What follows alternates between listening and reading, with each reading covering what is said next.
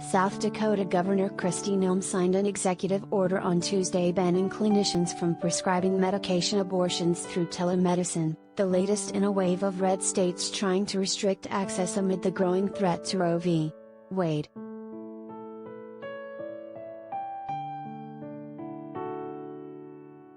In her executive order, the Republican governor declared that abortion pills may only be prescribed or dispensed by a doctor who is licensed in South Dakota after an in-person examination.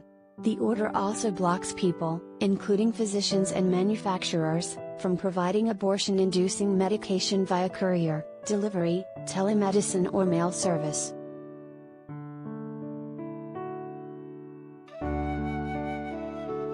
Abortion-inducing medications are also no longer allowed to be provided in school or on state grounds, according to the order, which also directs the South Dakota Department of Health to develop licensing requirements for pill-only abortion clinics.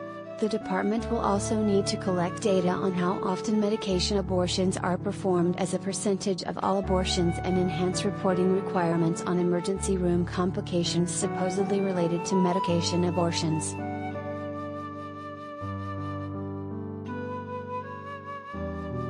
Medication abortion, known as the abortion pill, has been available in the U.S. since 2000, when the Food and Drug Administration approved the use of mifepristone for early non-surgical abortion. Pregnant people normally get a medication abortion by taking a combination of mifepristone and misoprostol, usually spaced 24 hours apart, which essentially induces a miscarriage.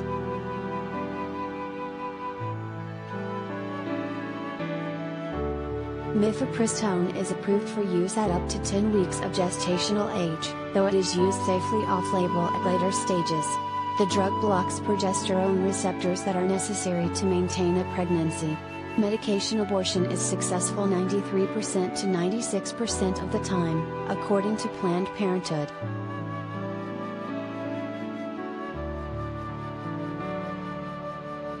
The drug is very common.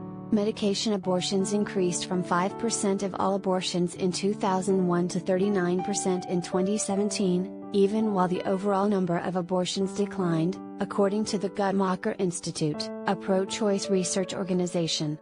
The method allows abortion seekers to terminate their pregnancies safely and effectively in the privacy of their own home, provided they are in the early stage of pregnancy.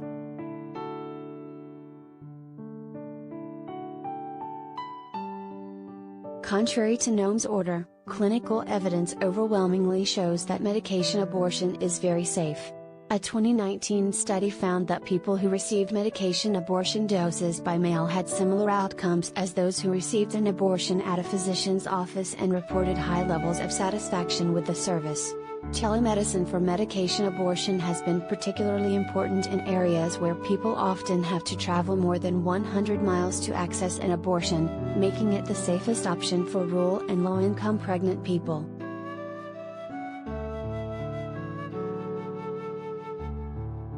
The FDA announced in April that pregnant people would be able to get prescribed a medication abortion through telemedicine after President Joe Biden lifted the previous administration's restrictions on telemedicine abortion, something doctors have been fighting for long before the pandemic, due to the unnecessary COVID-19 risk of physically going into a health clinic for a medication abortion.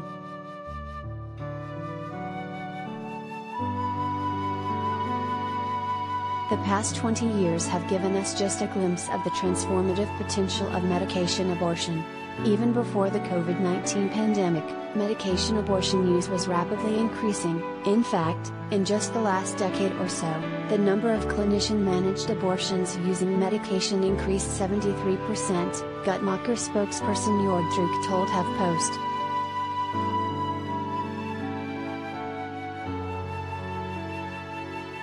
Beyond its exceptionally safe and effective track record, what makes medication abortion so significant is how convenient and private it can be, and how radically it could expand access to abortion care if freed from politically motivated restrictions, Druk added. Of course, that's exactly why anti-abortion policymakers and activists want to keep it out of the hands of people who want it.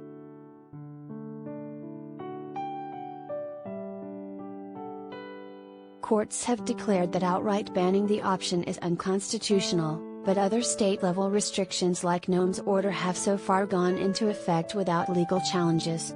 South Dakota is one of 19 states prohibiting the use of telemedicine to prescribe medication for abortion, and 32 states requiring clinicians who administer the abortion pill to be physicians, according to the Guttmacher Institute.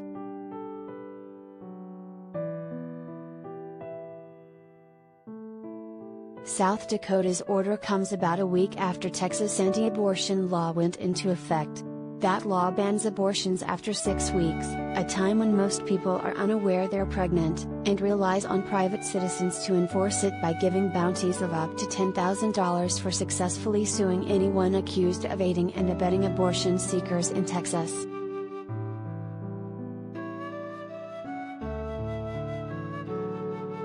Within a day of the law going into effect, at least 6 other states said they are looking to adopt a similar ban. North Dakota, Mississippi, Indiana, Florida, Arkansas and South Dakota have all voiced their intent to follow Texas, and Noem's executive order on Tuesday brings her state one step closer to that reality.